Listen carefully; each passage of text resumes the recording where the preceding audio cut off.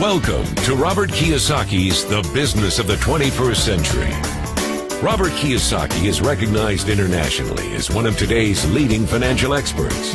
The author of the best-selling Rich Dad, Poor Dad, his books have been translated into 51 languages in 109 countries and sold more than 28 million copies worldwide. Robert has spent his life educating people on how to attain financial freedom. Now, through this special video presentation, he explains why network marketing is indeed the business of the 21st century, and how you can take advantage of its opportunities to create the life you desire. Next thing I want to cover with you is one of the most important lessons my rich dad gave me, and it was called the cash flow quadrant. And what my rich dad explained to me is that there's four people in business. One are E's, employees. S stands for small business, self-employed, or specialist. B stands for big business, and I stands for investor. And the thing of note here is that most people who go to school are programmed for the E and the S side. For example, it was my poor dad who always said to me, son, go to school so you can get a nice, safe, secure job. And so my poor dad wanted me to be an employee. And since the time I was a kid, get a safe, secure job, steady paycheck, and benefits. Okay? I didn't want to be an employee. And I said, Mom and Dad, I want to be a rich man. And I'd fight with my dad. So my mother finally said, son, if you want to be rich, my mother was a registered nurse. And she said, if you want to be rich, the richest people I know are doctors. So my mom wanted me to come over here, be a specialist or a small business person. I said, there's only one problem with that, Mom. Doctors are really smart. And she says, you got a good point there. I'm not going to be a doctor. So I went to school. I have a Bachelor of Science degree. I can drive ships and I can fly planes. I flew for the Marine Corps. But I've never used any of that education because I wanted to become a business owner. So it was my rich dad who basically said to me, become a business owner and learn to be a professional investor. So one of the big differences here between these people is that it's called taxes. See, in 1943, in the U.S., the federal government passed a law that said employees had to pay tax before they got paid. So when you get your paycheck from your employer, you open it up, and voila, the government's always taken a sizable chunk of it. And the harder you work and the more money you make, the more money they take from you. So that's why it's not that good to be an employee, because you can never get ahead, because the more you work, more money you make, the greater they pay in taxes. Now, the doctors and lawyers and attorneys, accountants were all laughing, saying, oh, these guys, they're getting paying a lot of taxes. So naturally, the federal government changed the laws again. And so in 1986 in the U.S., a thing called the 86 Tax Reform Act, and it basically took a lot of the benefits away from people who are self-employed, small business, doctors, and lawyers. So today in America, unfortunately, these guys pay the highest percentage in taxes. It is tragic. And a lot of people think they're investors, but what they're really doing is they're just giving their money to people like mutual funds, companies, and all that. So they're investing, but they're not really investors. See, the big tax breaks are on this side. The laws are pretty tight here, but this area is very, very gray. So by being a business owner on the right-hand side of the quadrant, you can make a lot more money and pay a smaller percentage of taxes legally. And the key word is legally. In the investor quadrant, it is possible to make millions of dollars and pay 0% taxes legally. But you've got to know the difference. So one of the beauties of business for the 21st century is it allows people to make the transition from the E and the S side to the B side especially. And so you can become a big business owner. And the difference between an S and a B, small business and big business, is most of these guys can't quit working. Most small business owners, if they stop working for more than a month, the business collapses. They don't really have a business. Most of these people own a job. So the beauty of business for the 21st century, it allows these people to make the transition to the B side so that you don't have to keep working hard for money, and the money can actually come in passively. Then once you have your business up and running, then I always recommend you then begin investing with your excess cash, paying less and less in taxes. And that's the reason the rich are getting richer.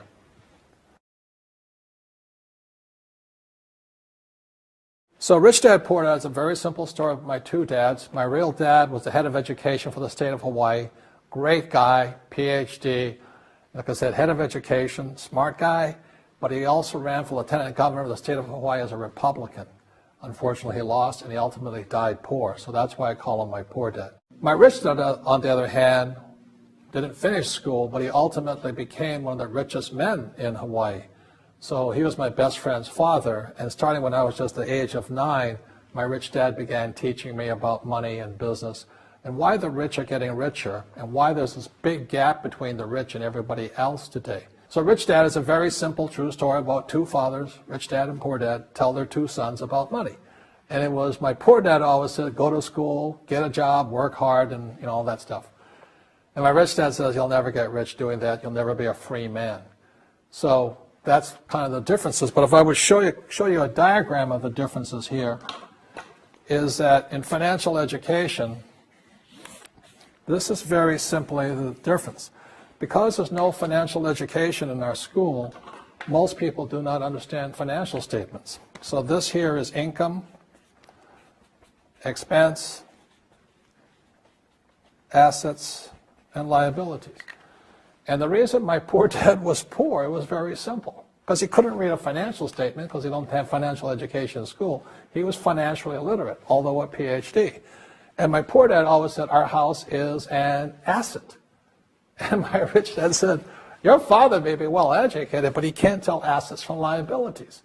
So very simply, my rich dad said to me, assets, whether you work or not, put money in your pocket. So when a banker looks at your financial statement, the banker looks at this and says, oh, you have assets and you're putting money in your pocket. And if you look at your house, it's really a liability because every month it takes money from your pocket. Now I can hear people say, well, it's, I don't have any debt on it, but still every month you have insurance, you have upkeep and expenses to it. So very simply, the reason I'm a rich man today was I knew the difference between assets and liabilities. And I get richer and richer because every year I add more assets to my balance sheet here. And so that's one of the biggest differences. And as my rich dad often said to me, he says, son, my banker has never asked me for my report card. My banker wants to see my financial statement because it's your financial statement that shows how high your financial IQ is. How smart are you with money? If you're very smart with money, the banker will give you as much money as you want because you know how to make money with money. If you're not very smart about money, all the banker will give you is a credit card and a home loan. So those are some of the differences between my rich dad and my poor dad. And if you stay tuned, you'll find out how you too can create assets instead of liabilities. Because if you're going to survive in the 21st century, you need more assets than liabilities.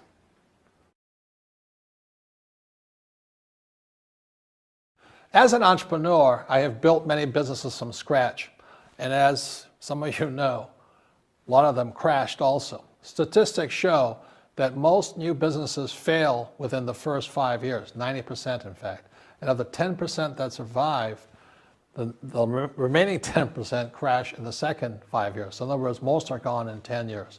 So I've looked at many different models, and one that stands out for me is network marketing. And the reason for that, it takes very little upfront cash. It has low overhead.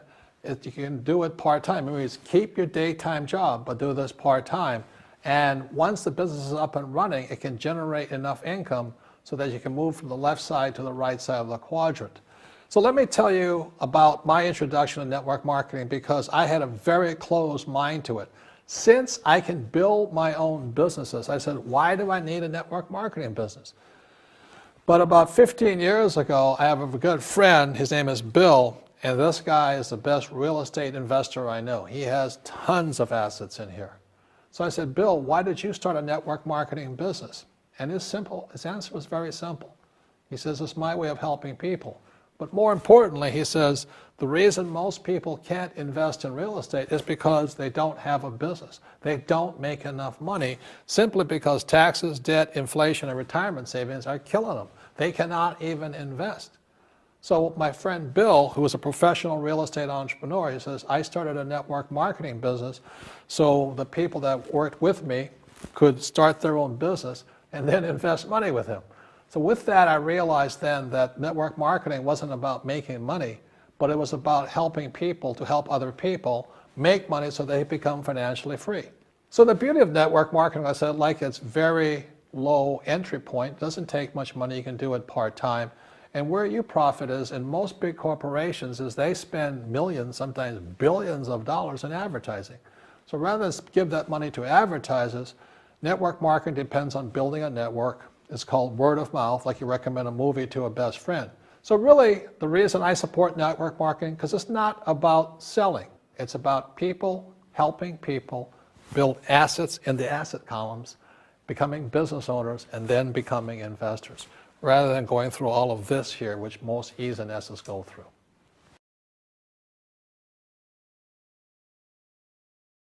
As you know, with this financial crisis, it is the E's and S's who are getting crushed. These people are competing with people in China and India for jobs, or Eastern Europe and things like this. So the idea of working hard to make more money is absolutely ridiculous. Plus taxes are just nailing these guys, plus inflation. So the business for the 21st century is designed to take people from this side to this side. Let me explain some of the differences between small business owners and these guys. These guys here work for money. They work hard, they make more money, they get taxed. And the difference between the B quadrant people and I quadrant people is they build assets. So, rule number one is entrepreneurs make things happen, but they make different things happen. Instead of working for money, they work hard to build assets. So point two, it takes courage to be on the B and the I side. See, these guys here want a steady paycheck. They want to get paid today. But the big difference and why it takes courage is these guys, it takes time to build an asset. But most importantly, point three, for true entrepreneurs who build assets, it'll bring freedom. Now, one of the problems with this area, as you know, it takes capital. In other words, it takes a lot of money to buy some of these apartment buildings, to build a business and things like this. But there is a way. There is a way to do it with very little capital, and that's what I'm here to talk to you about. It's about a business for the 21st century.